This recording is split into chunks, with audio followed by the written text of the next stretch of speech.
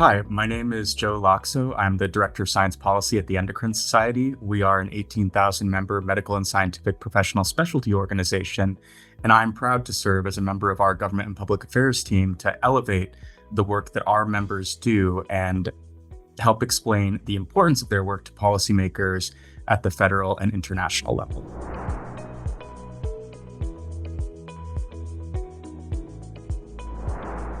Advocacy for science is critically important for researchers to practice because you have an important story to tell.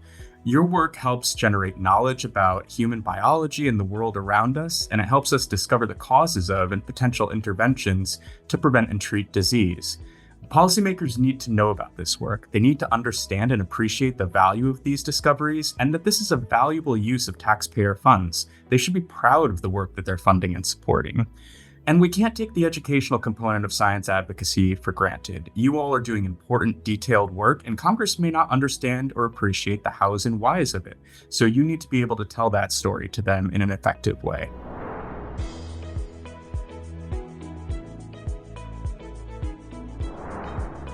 I've been in this role for about 13 years, and I'm proud to say that we've had a number of successes brought about through the advocacy of our members and the broader medical research community.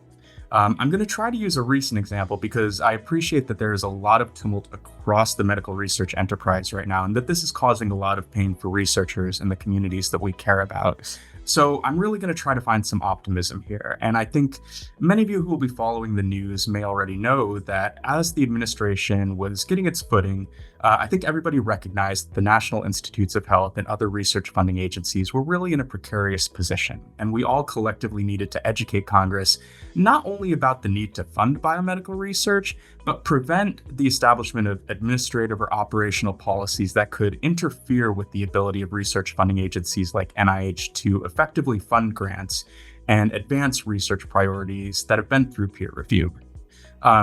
This summer, I'm happy to say, the Senate Appropriations Committee advanced a bill that not only increases funding for the National Institutes of Health, but would also include protections that prevent some harmful policies from being implemented.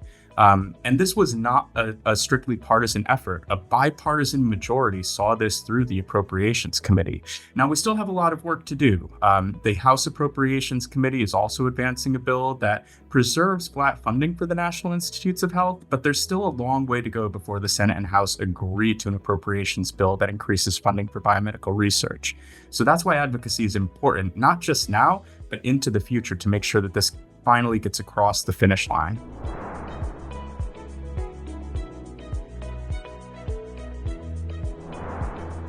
Scientists, as well as other allied professions like lobbyists and government relations professionals, all have an important role to play here. From professional staff like myself who try to elevate the work of our members, to institutional government relations professionals at universities and institutions across the country, but also patient advocates and other people who benefit from the advances made through medical research and science. All of these voices are important, but nothing can replace the ability of scientists themselves to tell the story of their research and how it can impact lives. You all are the experts, not just in your fields of research, but you understand what it's like to run a lab, what it's like to be a grad student or postdoc thinking about your career trajectory. What are the challenges and pain points that you experience throughout your career or maybe are experiencing right now as a result of policies or operational issues that are affecting your ability to do research? So members of Congress, for the most part, don't have this experience and knowledge, and they have to hear from you to get this perspective. I can help explain some of these things in my role, but critically, I'm not the person who votes in their district. I live and work in Washington, D.C., and I can't tell your story in the way that you can. So while I'm happy to contribute to the process, nothing can really replace your voice as a scientist and as a constituent.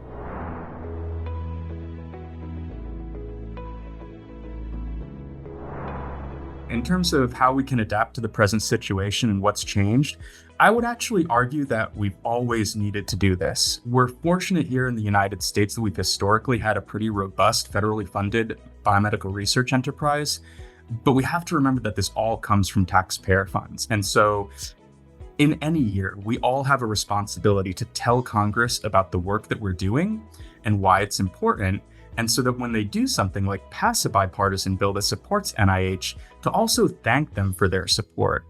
At the same time, anyone who's following the news these days can appreciate that medical research and scientific research is being challenged in different ways.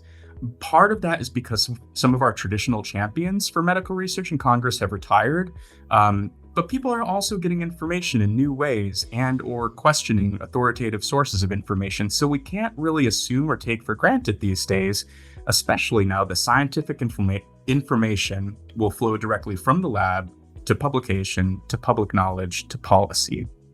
I think this all reinforces what we've been discussing, that there's a critical need for scientists themselves to tell the story of their work so that it's conveyed accurately to the people who are making the decisions.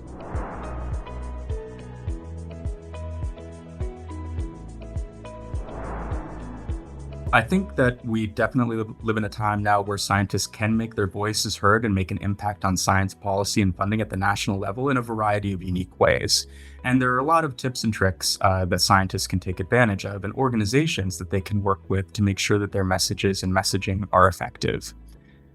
So I think there are lots of great organizations out there that want to help scientists be advocates for their research. Certainly many scientific societies like the Endocrine Society have professional staff like myself that can help visits if you'd like to fly into Washington, D.C. for a day and meet your elected representatives. We can also help set up visits over Zoom if you can't take that amount of time to visit your elected officials. But we can also help with communication strategies and messaging so that you're prepared and able to go into the office and feel confident in what you're saying and that you'll get a good result from your meeting. And while meetings are always important, emails and calls to representatives' offices also work. These letters and calls are data that offices can use to gauge public sentiment and understand public opinion on things, especially if you identify yourself as a constituent through those calls or emails. Whenever I visit an office, I see and hear staff answering phone calls and listening to constituents about their priorities and concerns. And people do this because it works. They're not just calling to complain about something, they're calling to explain what they want the representative or senator to do to support them as constituents. And in terms of best practices, we always work with our members on identifying consistent, clear, and important messages, and ensuring that you have an ask is critical. It's not enough to just go up to an office and have a great conversation about science. Offices are prepared to hear a request, and they expect that, and it's totally appropriate. So when we go up to a congressional office, we're asking for steady, sustained funding for the National Institutes of Health. We're asking for policies and we're asking for policies that protect biomedical research. And those are totally appropriate asks for a member of Congress to hear.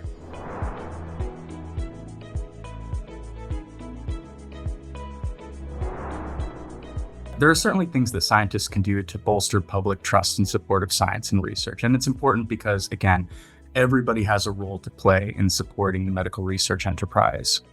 And given that medical research is largely a federally funded enterprise, everything flows from public support.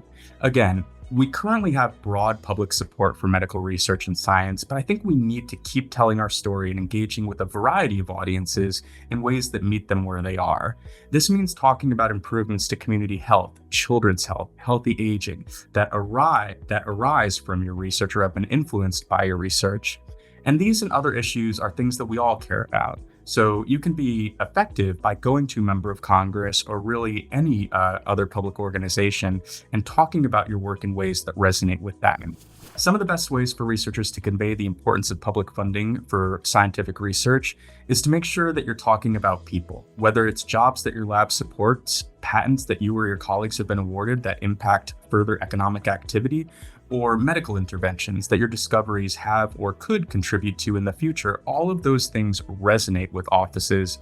And I think that it's important in terms of things to avoid getting too far into the details.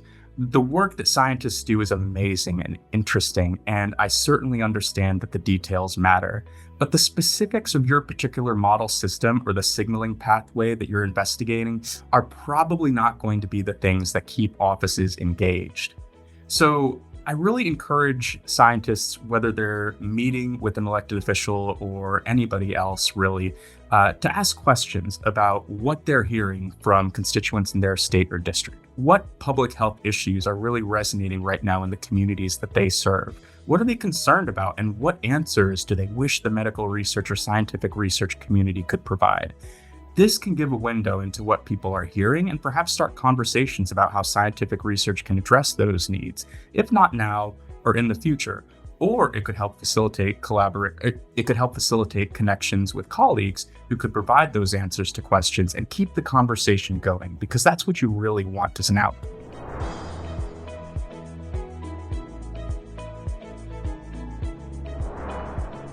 Science advocacy efforts and opportunities largely are the same for trainees as well as established investigators. Most of the opportunities that I've discussed here are open to folks at any stage of their career.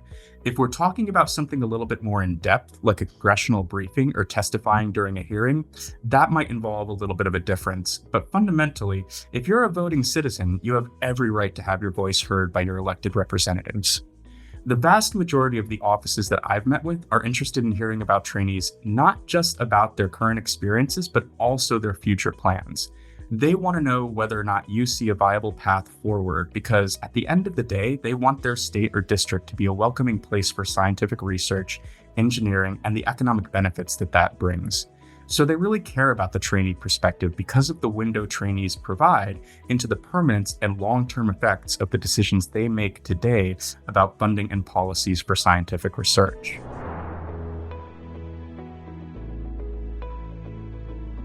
There are a couple of closing thoughts that I have about things that the scientific community should know about science advocacy and how you can get involved.